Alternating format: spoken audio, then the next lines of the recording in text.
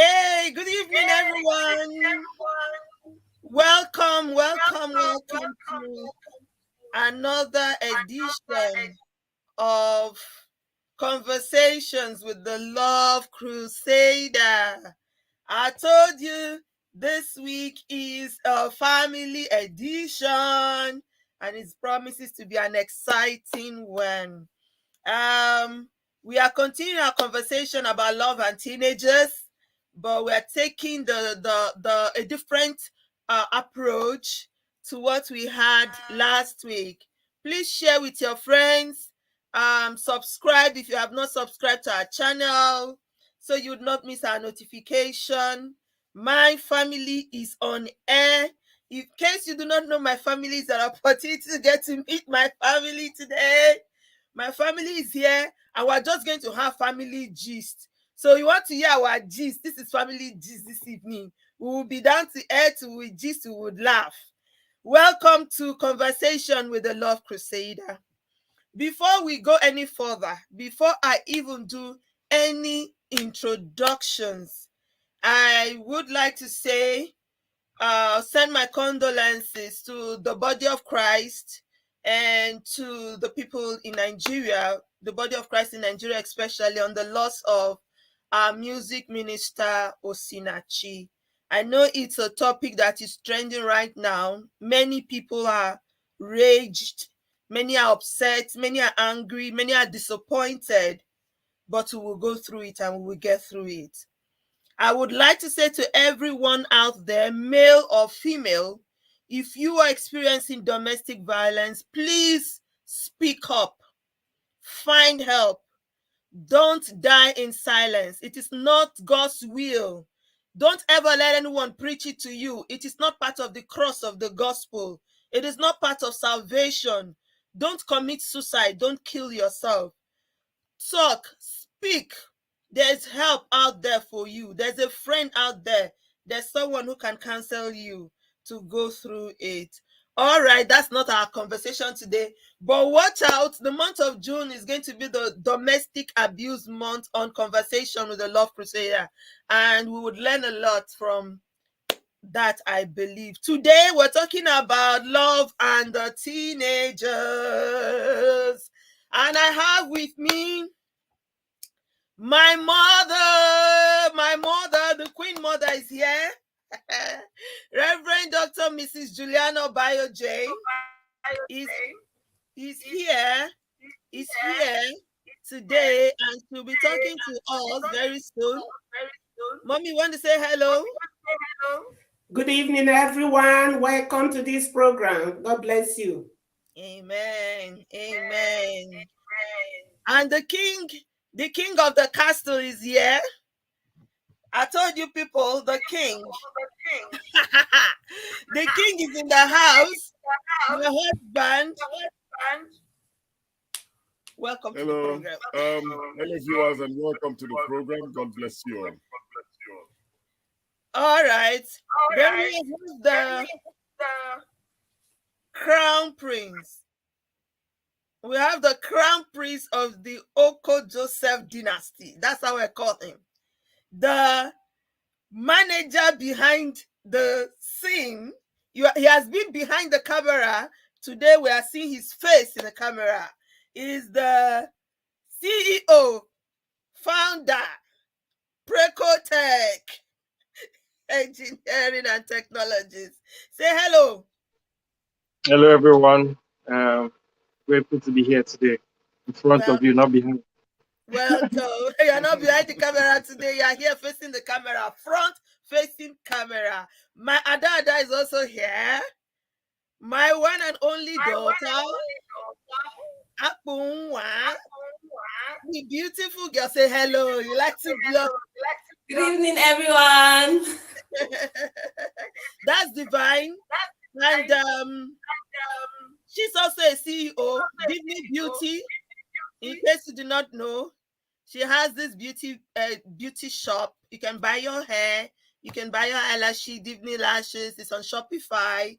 I'm a blessed woman. I have lots of CEO. And then we have the star of the house, the baby but the star, Dominion. Say hello.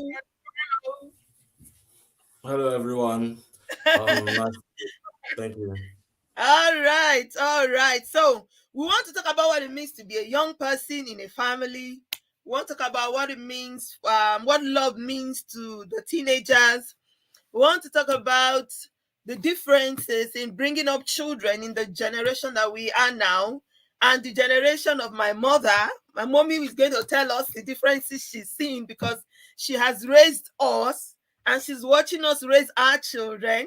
She can tell us the differences in, what it means to bring up children in this generation and what it used to mean to them as mothers then.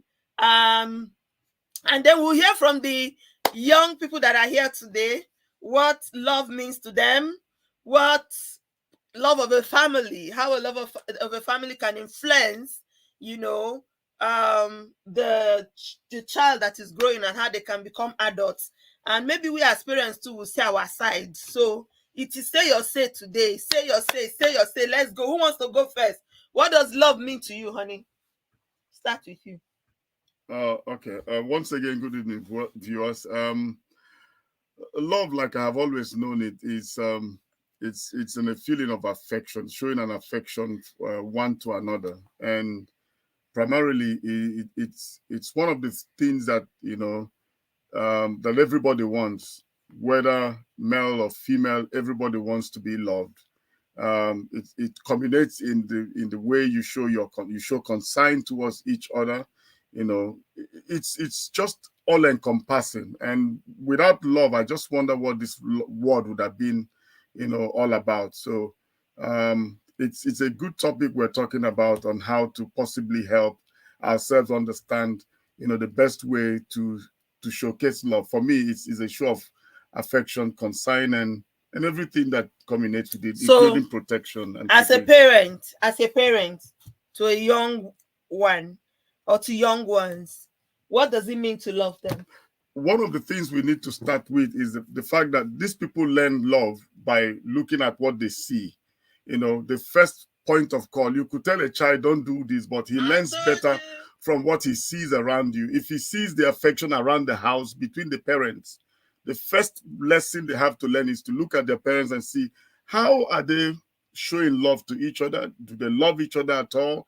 Do they respect each other at all? That's where it stems from, and they begin to learn what it means to show that affection, towards each other and show respect. So I believe that for the teenagers, they start learning love in the home before they even go out, and it stems from what happens between both parents in question. Okay. All right. Let's look at it. Let's come down now to Preco. Preco Tech, Preco D. What is love to you?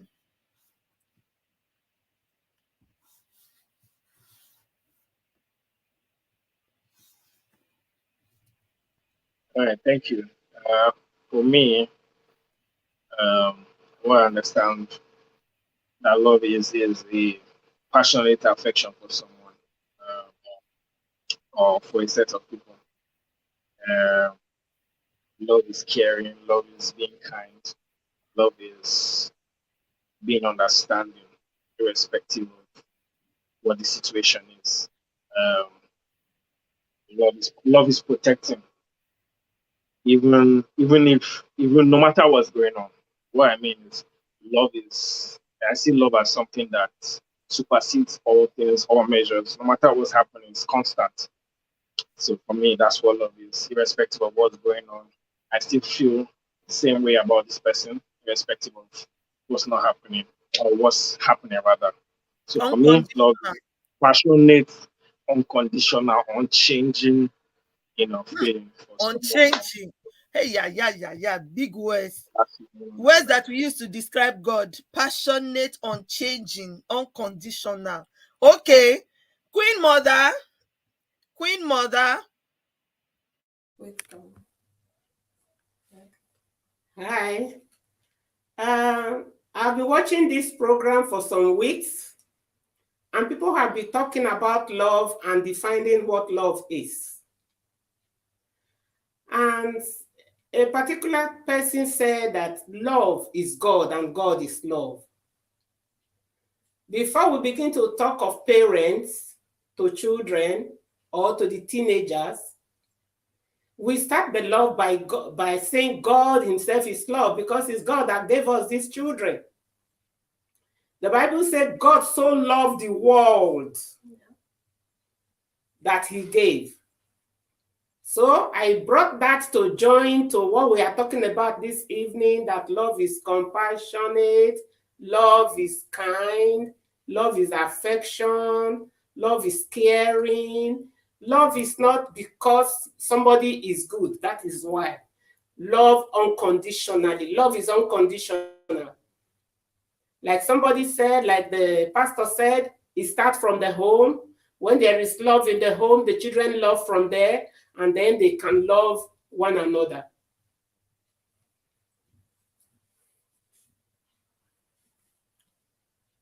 Do I continue? No, we can't hear you. We can't hear you.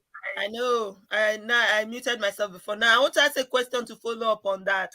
So we're talking about love from the home. So how do we show love in the home? Do you understand what I mean?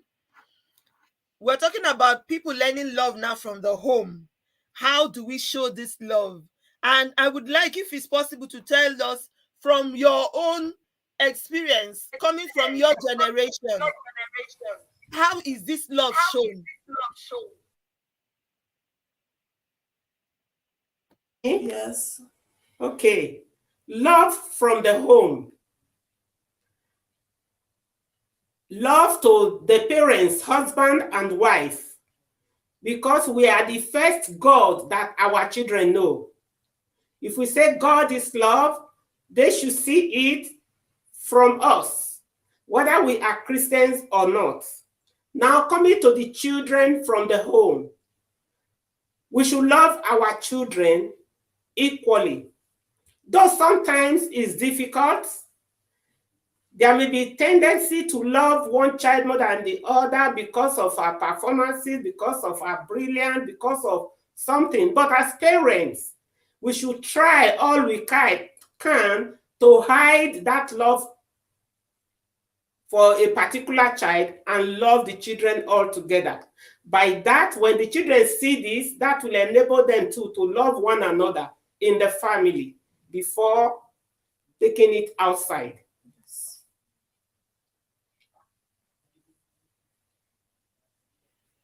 Thank you, Mommy. I so like that. I like that comment. Mommy said parents are the first God that the children know. Yeah. I wish that we as parents and parents worldwide will remember that. And this is not just about being a Christian or a Muslim or anything. As a parent, we are the first example of everything to our children.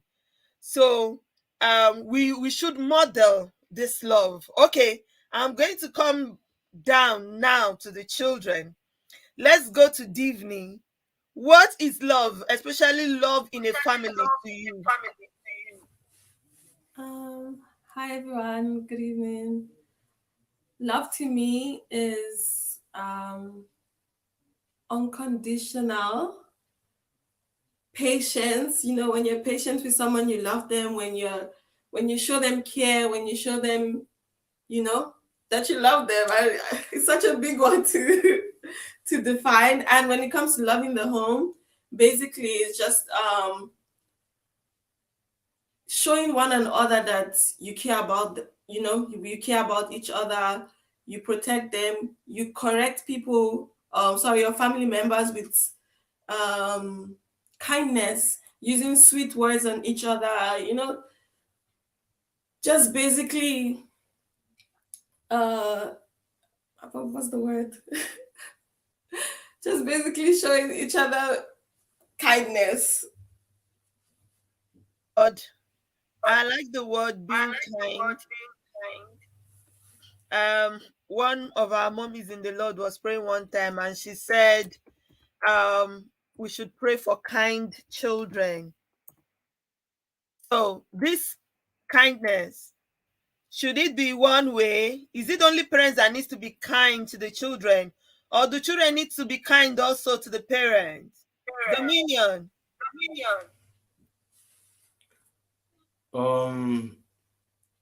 From my very understanding of love, is a thing that is both ways, and in a family, kindness should also go the same way. Because if you love your parents, you should be kind to them, and if your parents love you, they should be kind to you.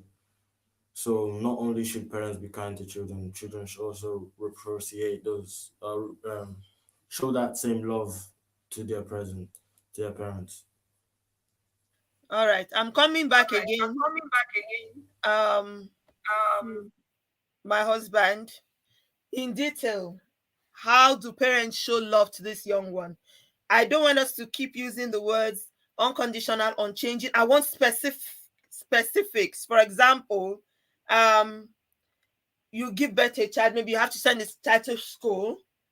Is that love or is that duty? Do you get what I mean? So I'm saying, how Yeah. how do we as parents, how do we show this love and kindness? If I were to take care of my children, pay their fees, that's a duty of care. That's a duty of responsibility that I owe them. If maybe I remember one time one of my sons was falling and I dived to save him from hitting his head on the glass. That's being protective, and it stems from a place of love. If you don't love that child, you don't even care what happens to them. If you love someone, you will go extra miles for them. You will make sacrifices for them. Even when it's not convenient, you will do certain things that, it's not even what you would want to do, but just because of the place of love. If you look at the scripture mommy quoted when we started, John chapter 3, verse 16, God gave because he loved. Love is giving. If you say you love someone, the first thing that you need to do is to show it. It's an action word. If you say you love your sons, you love your daughter, what have you done to show that you love them? You understand? Paying fees is normal. Clothing them is normal. You understand? But what is not normal is to make sure that they are not in harm's way and that whatever they require is being given to them per time. So for me, it goes beyond just mere provision, but making sure that their emotional state is well balanced. Like somebody did mention that you need to correct in love. This is what is very difficult in the life of parents, maybe because of the way some of these parents were also trained, or the way they were brought up. You must use kind words, soothing words, if you want to get the best out of children. Yeah, that's it. Yeah. Okay, kind words, soothing words. Is it all the time? It's not all the time.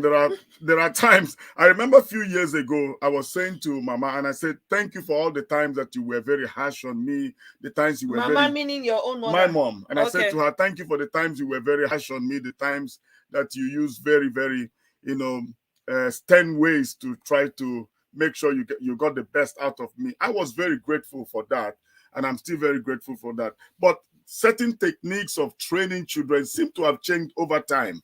Some things have become obsolete, some things are no longer functional. So if you say you want to use 1976 method for what South Africans call AMA 2000, children that were born in 2000, then you're not going to get the same result. Bam. There are certain things that have changed over time. So I think in the course of this program, we may need to look at those things, that certain technicalities have changed. Bam, bam, bam, bam.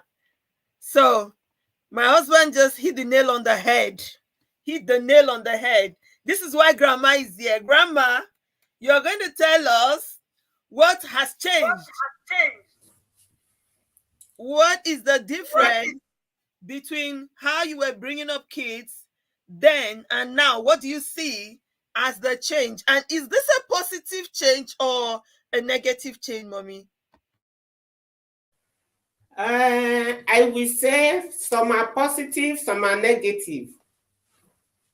Whether 1996 or year 2022, there are some certain rules and regulations that should be kept.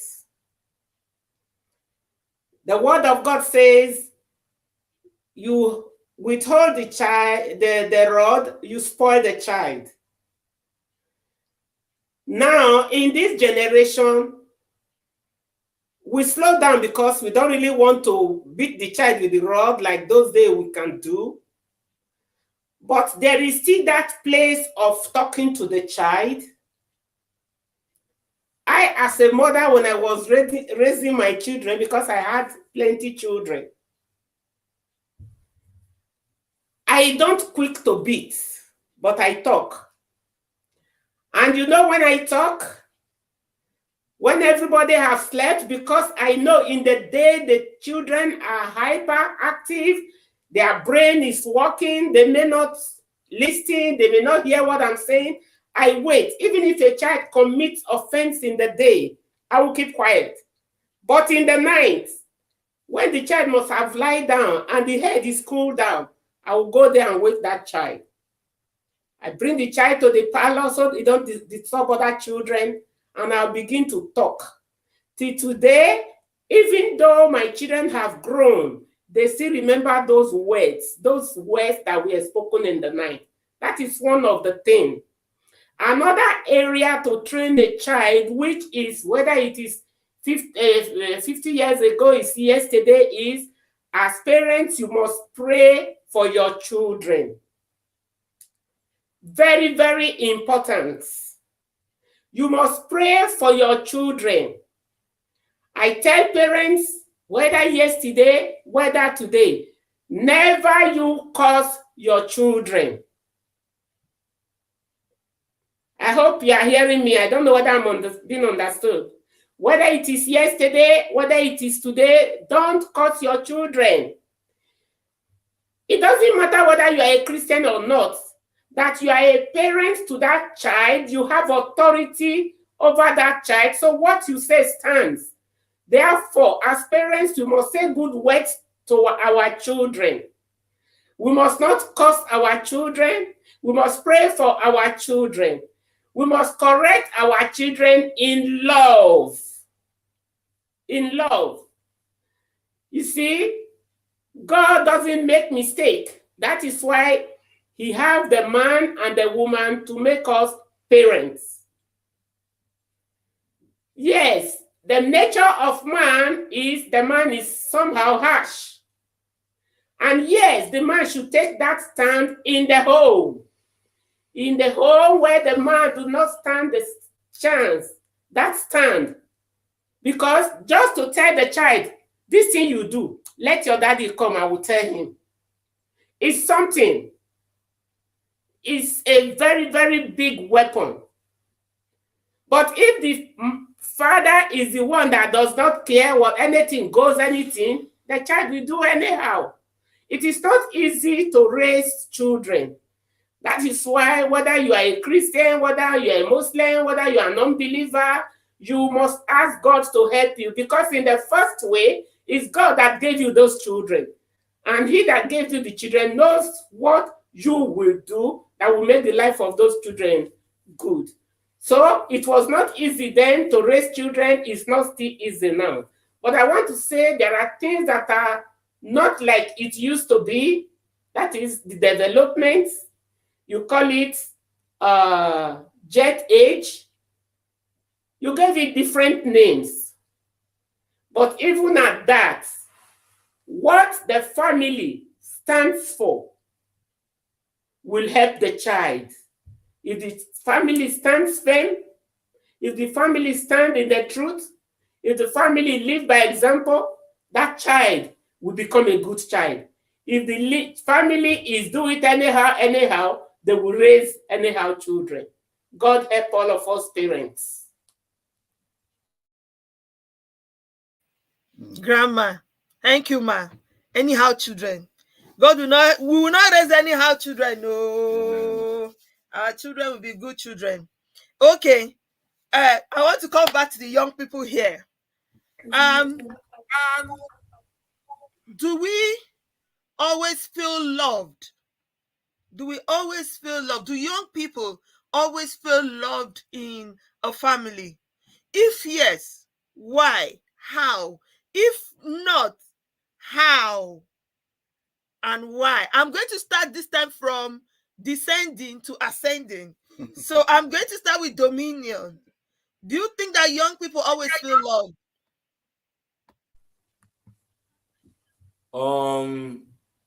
I'm going I'm going to say to a certain extent is a bit of yes and no, because from time to time I feel like parents don't understand the type of love that the child might need at a certain time. It might not just be the love of, yeah, I provide for you this and this, or the love of I'm always with you at home. It might be the love of I want you to come to my games. Like for me who plays football, I'm just using myself being practical. I might want you to come to my games, for example. I might want you to sit down with me and do my college work with me. People will say in a relationship the little things matter. With your child as well, the little things matter, because if we're talking about love, love is all round. And I personally believe that love is something of sheer will that drives you to devote yourself like fully to someone or to a cause. So that might be maybe why my point of view might look a bit strict, but I feel like sometimes they do show love, obviously, because they are parents, but sometimes it's like we need that extra bit of push. I Yeah. get you. Yeah. I get you. I get where you're coming from. Yeah, man. Sometimes you just need, Yo, for yo. them to be at your game. I Yeah. know what you're saying, I man. know, man. I hear you, man. Big up. Big up, man. And that is the truth. Okay, that's Dominion's view. Sometimes parents, it's not like that they don't really love you or they Yeah. don't want to love you, They're but too they're not busy. loving you the way They're too busy they're to not go loving for you the way games. you need to be Yeah, I loved. understand. Okay, so Divine, tell us, what do you think? Do young ones always feel loved in the family? I when you say always, I don't think always is it's a very broad word, because some days, even when you're in a relationship with someone, you don't feel that person's love always, but you know that they love you. But certain situations and certain moments where you just feel like, okay, maybe you did something wrong, and the way you were corrected, you might not feel loved. That's what I'm trying to say. But I think every child growing up in a good home knows that they are loved, and they know in our hearts that your parents care about you and they want the best for you. But sometimes they might not show that love in a good way. And even us as children, we might not be able to fully express that feeling, to say, "Oh, mommy, I love you," even when you shouted at me all day. I still love you. So yeah.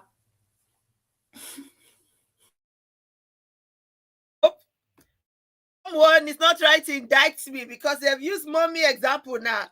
Even if you shouted at me all day, I'm just shouting. I know. I say, oh mommy, even if you shout at me all day, okay. I was doing a bit of research on this topic before I come to praise. I was doing a bit of research on this topic, and there was actually a research that was done as to teenagers coming to speak about how they feel the love of their family is going. And very, very surprisingly, like Dominion said, it was the little things. Very little things. That okay, so let me not preempt. Let Praise talk and then we'll come back. Praise, what do you think? If do young, like they've said, yes, sometimes they don't always feel love. Why? How? What situations would make a young one not feel the love of family? Okay, sometimes through correction, maybe when they are corrected, they feel like, okay, there's a better way to have handled this. I'll use myself as an example. When I was much younger, there were things I was corrected about, and I felt like, why would these people react like this? Why this overreacting? But when you start growing up, you start to handle things yourself. You understand, okay, this is why they had to react like this. Yeah, so I think over time it just exposes itself that, all right, this is it wasn't coming from a place of hatred, but a place of love and care. So yeah, for me, my personal experience is that over time you understand that you were loved throughout. Even through the times it looked like, oh, this was too much, there was a reason behind it. Yeah, so that's my own view. Let me say something. Oh, Yeah. oh, that's That's touching. really amazing. That's touching, and that's maturity. Oh, no, I feel like crying. I have a matured man. Oh my goodness. That brings me to a point that yesterday I was speaking to one of my colleagues. She's just 20 years old, and she said to me, when I was about 7, I used to throw a lot of tantrums. I was very bad, but when I grew up, I found out that I shouldn't have done the things I did when I was much younger. And that's just stems from the point where praise is saying, even we as parents, we get to some point, like I was saying, that certain techniques that we employed earlier on, in this 2022, I wouldn't have done that any longer. Why? Because knowledge has increased, there's been more exposure, we now understand better what to do. And sometimes we just shout unnecessarily for things that we could possibly do a dialogue for. So I believe that with time, people learn. And if you don't learn with time, then you start dying with time. So it's important that we all begin to understand that nobody means, in fact, a young man met in the bus a few days ago, just last night, and said to me, my family is crap. I said, why did you say so? He said, there's too much drama in my family. I don't want to have a family that has drama. I want to have a family that is filled with love, understanding. So it's good that we are talking, because it's for us to understand we've all made mistakes, and how can we make it right? How can we move forward? How can we have a home that is formidable? How can we have a home that becomes an exemplary to so many people out there? So it's for us to begin to correct what was done wrongly before. And the best thing to do is to look at the past and say, where did I get it all wrong? I'm sorry. And how can we move forward as a team? It's very imperative that that is done. Okay. Okay, thank you so much. That's just the truth. And I'm happy that we are, I think my kids are grown. I'm kind of feeling mushy mushy somehow now. I see some form of maturity in the talk to say, okay, now we know it's coming from a place of love, but it's not because it's perfect. Yeah. Let's bring that point out there. There's no perfect family anywhere. There's no perfect home anywhere. There's no perfect marriage anywhere. So it's possible that in the course of bringing up these children, trying to correct them, trying to train them, we even as parents may even go overboard and not do things right. But if this foundation is there for us to all understand that it is about love, it's coming from a place of love, and then I think there will be no harm done. In the long run, it will all work out it will all turn out to be good for everyone. Okay, so I want to talk to Grandma about, don't worry, it's going to be a very, very short edition. We'll soon wrap up. This changes, this generation that we're seeing, especially with our young ones, there seems to be a shift in the mindset of people. We hear a lot of things that we didn't used to hear in those days. It's like, number one, the fear of God is gone. We hear different ideologies. And can we blame the home? Is this a problem of the home? Is this a failure of the home, mommy? Let me give one example. The things we call those days. If a child misbehaves, that child will be sent to school. Will be taken to the teacher. Teacher will discipline that child. And so if a child is misbehaving at home, you tell him, I will go and report you to your teacher. That child will sit up. But in this generation, if you beat a child in the school, the parents will take the child to school to go and quarrel the teacher. I'm talking of the areas where we mix things up. Everything is not totally from the home, but to some extent, the home, these modern homes are contributing to it, because we don't want our children to be angry. We don't want our children to feel bad. Like we are saying now, we should talk to our children with love, which is very good. But things that need to be done must be done well for the good of these children, so that our society will be good tomorrow.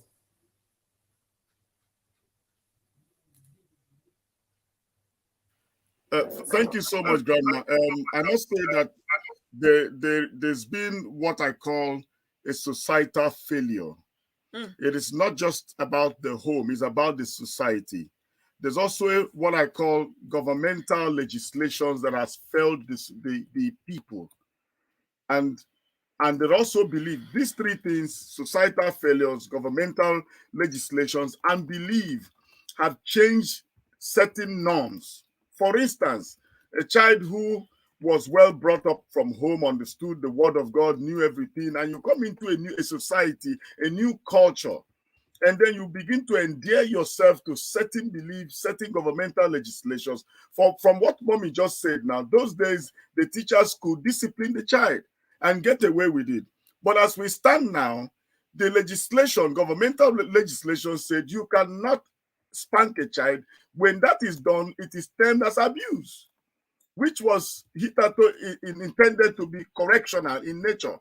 So we must understand, that's why I say that the methodologies that we applied in certain years before now cannot be applied now. If you do that, the government will hold you responsible and say that's become an abuse. Why? Because there are legislations that have been put in place by government to protect the child. They feel that the child needs to be protected. They feel that the child has been abused and all of that. So we live in a society at the moment where we understand all of these intricacies that are involved, because people know that if I begin to spank my child, it's no longer discipline, but it's abuse. So we need to understand that certain things are changing and we have to just flow along with it. It's beliefs, it's government legislations, and it's failure of the society. I agree. But you also must understand that some people actually were abusing it. No doubt. What do you say, Praise? I think sometimes correction can become abusive. Yeah, true. Correction can become abusive. A lot of times, most of the abuse, it started from maybe somebody trying to correct or reprimand someone, and then they just take the wrong action. But I've seen people handle it differently over the couple of years. I've seen a parent who told me, okay, this guy did, like, just like what grandma was saying, she waits till night. This man say he waits 24 hours or something like that. He just gives himself a time frame and then he revisits it so that he doesn't overreact. So I feel like even if that is there are ways to always handle all of these things. So yeah, that's why this show is here. We want you to pay attention to those other ways of handling things and not being abusive. Yeah. Yes, I totally agree too. Correction can become not correction. Correction in itself is different from punishment. And sometimes some level of punishment can become abuse. Yeah. And that is why we have some of these legislators now coming to protect children. However, the core discipline, like mommy has said, the core discipline should not be taken away. As a parent, don't have children and then you don't discipline your children, you don't talk to your children. Thank God you hear my mother say her weapon was talk. Oh my goodness, this woman talked my life out of me. She didn't talk it out of me, she talked it into me. That's why I'm here today.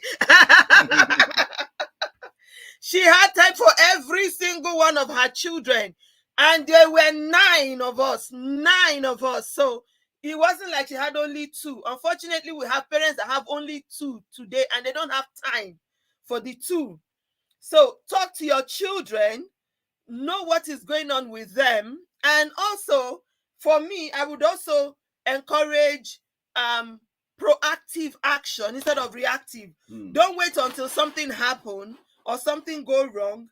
Just wake that child up in the night. They will not like it. I didn't like it when my mom was doing it. Now I know better, and I'm also doing it to my children because I now see it as a good tool to talk to these children at night. Or, well, I don't do most in the night, but during the day, take them out and over ice cream, try to get to know what it is in their mind. So I'm going to ask one final question to the children because we will soon wrap up this edition. Talk and flogging, which one works better? Dominion, talk or versus flogging, which one works better? Um, First of all, let me start with talk. For example, there's a difference between talking and shouting. Because if you start by, for example, shouting at me, at that point, I don't care about what you're telling me. Like, do you get what I mean? Because you're not, I don't take it as you're coming there to, give me a reason why I've done this, this, and this for me to listen to you. At that point in time, I'm just there like, okay, why is he shouting at me? What have I really done that looks this bad? But at the same time, flogging is someone can beat you and beat you and beat you, but if there's no real conviction in your heart, you keep doing it because oh, it's gonna be 12 strokes when I get home, or it's gonna be 18 strokes when I get home, or it's gonna be the belt or the cane or this or that. So eventually, the flogging or the person who is doing the flogging, they will get tired at some point. Do you get what I mean? No one has the strength to continuously do it. You get what I mean? It's just the thing is, for me, practically, it's talking that is best. Because if you sit down with me and you talk to me and you relate with me on that level of, I want to know what's wrong, then I can be open to even tell you more than what's wrong, tell you what is even going on with me. And there will be like an open space where we can have like a conversation. And it won't even have to be like when I do something bad that we'll have to have a talk. I could just come to you normally. But if you're just putting it there like a kind of a military status, it won't be fun. So I would say talking is best. Divine, talk versus flogging. I actually don't. I think having a conversation is better, flogging someone, I think for me, what I've noticed with flogging, it comes from a place of anger most times. Like, you're not gonna come and say, oh, I'm just gonna tap you a little bit. No, you're coming with the pain of what that child did wrong to, you want that child to feel what you feel inside. So at the end of the day, to me, it doesn't work. I don't like getting flogged. So I would always do my best to make sure that you don't flog me because I don't like it. But then again, when you're talking with someone and then you bring the offense of 5 months ago, it should have been better that you flog the person instead, so that whatever it is, would go. And if we love each other as family, you should also be able to forgive. So when you're talking with someone trying to tell that person what they did wrong and you bring something from 6 months ago, it actually cancels what you're even saying now, because you're not teaching me anymore. You're showing me that when I do something wrong, you won't forgive me.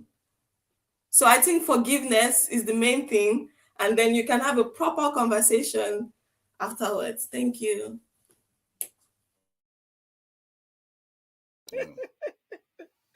Oh my goodness, these babies are killing me. Even grandma is laughing so much. Okay, praise. How about flogging and talk?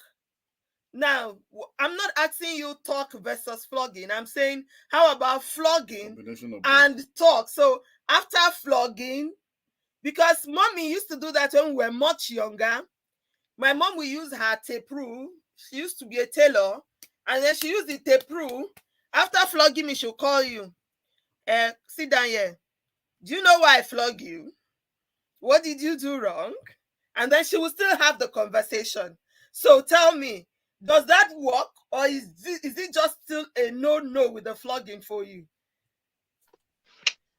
It's a good technique. It works for some people, but I think it varies from person to person. There are people who, by the time they're in pain, they don't even want to listen to what talk you have.